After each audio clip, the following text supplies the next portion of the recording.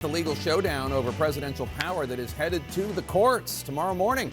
A federal judge is set to hold a hearing after Fed Governor Lisa Cook sued the Trump administration in federal court today. She calls the president's efforts to remove her from the position at the Fed, quote, unprecedented and illegal. President Trump says he's removing Cook over allegations that she made false statements on a mortgage application, but is that sufficient cause? CNN's chief White House correspondent and anchor Caitlin Collins is live for us at the White House. And Caitlin, how is the White House responding to Cook's lawsuit?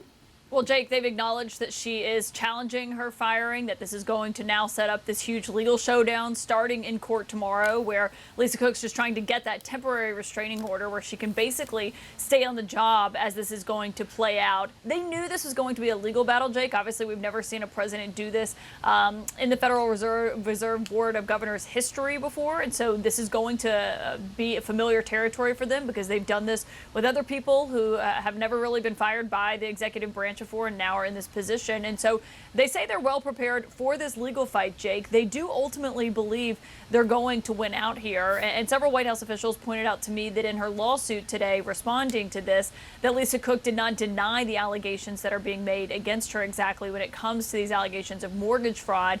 Obviously, that's going to play out in court, Jake, but the White House says as she is prepared to fight this battle, that so are they. And Caitlin, there's another big controversy going on, this major shakeup at the CDC, Trump firing the CDC director, other top health officials resigning in protest. What are they saying about that and what this could mean for other federal workers and for the health of the American people? Yeah, Jake, it's pretty remarkable, actually, to see this playing out because Dr. Monarez has only been the CDC director for about a month now. She was sworn in not that long ago after being confirmed by the Senate. It was just 5 months ago that President Trump picked her for this job after the first person that he had designated to be the CDC director was clearly just not going to get enough support up on Capitol Hill. And so then they picked Dr. Monarez. The president put out a statement at the time calling her an amazing public servant, an amazing mother as well. Secretary Kennedy said that he handpicked her for this job and praised her MAHA credentials. But now she has been fired, obviously, Jake, something that she was even disputing last night, saying she hadn't actually heard from the White House that she had been fired and was disputing whether or not Secretary Kennedy himself could actually do so, really arguing that that can only come from the president himself. And this is obviously a huge question at today's White House press briefing. And this is what the press secretary had to say about it. It was President Trump who was overwhelmingly reelected on November 5th. This woman has never received a vote in her life, and the president has the authority to fire those who are not aligned with his mission. Now, Jake, I will note, obviously she's referring to the president winning the election there, but she did get votes from Republican senators up on Capitol Hill who voted to confirm her. 51 of them voted not that long ago. And so now, one, obviously there's real questions about who's running the CDC. Yes, they've named an acting director, but it's not someone in a permanent position. There has not been a permanent CDC director since Trump took office, obviously, as they've been having this battle play out. But now, Jake, they have to go through this process of picking someone else, nominating them, and then also getting them confirmed by the Senate, even though the person that the Senate just confirmed has now been ousted from this job. And Jake, I'll say, obviously, we've seen so much of the reporting on the tension behind the scenes between Dr. Monarez and Secretary Kennedy over vaccine approval and what the CDC is saying about that. Obviously, they were just praising her not that long ago, and the White House hasn't explicitly said where they did not align on those areas behind the scenes, but it's clearly led to the resignation of several top officials and potentially more to come, Jake. All right, Caitlin Collins at the White House. And don't miss Caitlin on her show, The Source with Caitlin Collins. Tonight, she's going to be joined by 3 of the CDC officials who resigned in protest.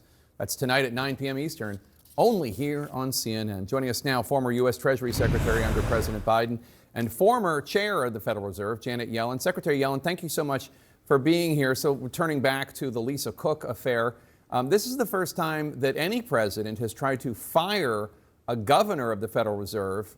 You said in the Financial Times that this is dangerous and unlawful. What might you have done if this happened while you were chair of the Fed?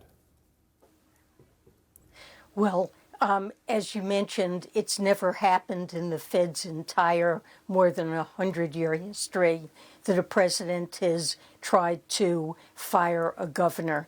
The Federal Reserve Act says that can only occur for cause, and the question here is whether or not an accusation that's been made against Lisa Cook without any charge or opportunity for her to address this allegation, whether or not this represents cause. And I'm not a legal scholar, and this will have to be litigated.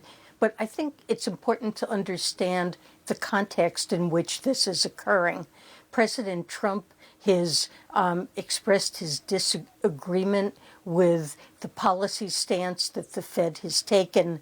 He believes that interest rates should be substantially lower, and he's mentioned on multiple occasions that his focus is on the high cost of servicing the government debt, and the higher interest rates are, the higher that debt service expense is.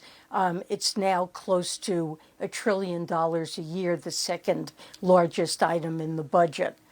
But the Federal Reserve Act clearly specifies that the Fed's mandate is to achieve price stability and maximum employment. The goals are set by Congress. The independence of the Fed just means that the Federal Reserve has the ability to decide what settings of monetary policy are appropriate.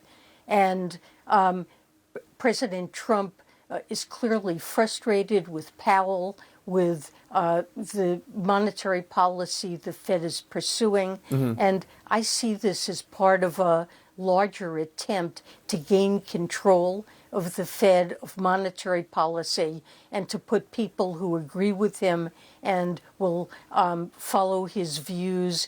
That's the overall goal. Yeah,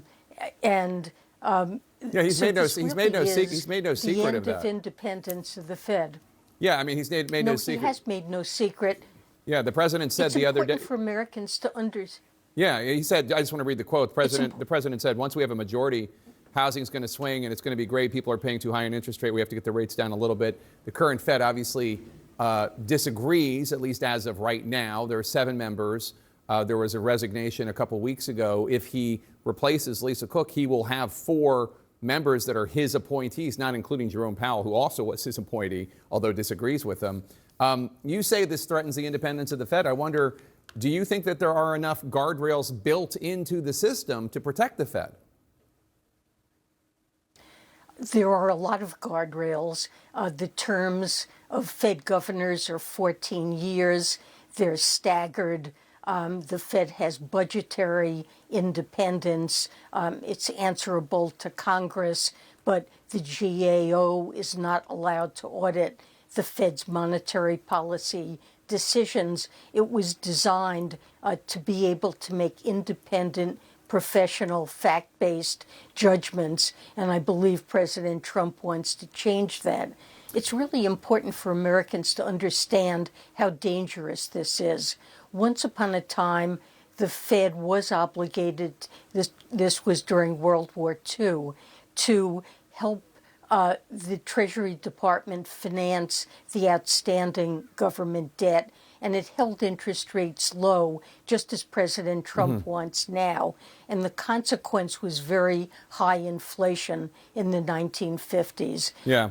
There was an accord between the Treasury and the Fed then that said that's not the job of the Fed. And we know that Americans are tremendously concerned about inflation.